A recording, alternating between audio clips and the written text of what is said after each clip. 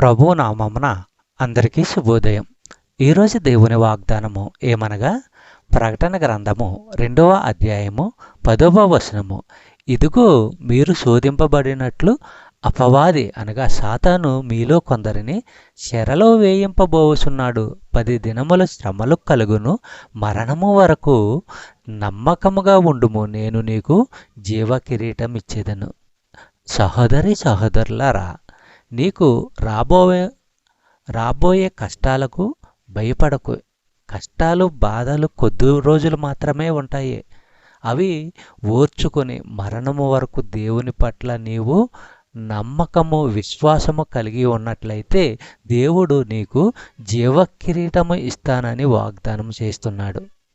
విషమ పరీక్షను ఓర్చుకునే మనిషి ధన్యజీవి, ఎందుకంటే అతడు పరీక్షకు నిలిచి మెప్పు పొందిన తరువాత అతనికి జీవ కిరీటము లభిస్తుంది. ప్రభువు తనను ప్రేమించే వారికి దానిని వాగ్దానం చేశాడు. విషమ పరీక్షల్లో ఉన్న విశ్వాసులను పడిపోకుండా నిలిపి ఉంచేలా తోడ్పడే మానసిక శక్తి ఇదే. ఇలా నిలిచి ఉండడము వారి ప్రేమకు నిదర్శనము. చెప్పబడిన వాగ్దానము దేవుడు దీవించి ఆశీర్వదించును గాక. ఆమేన్.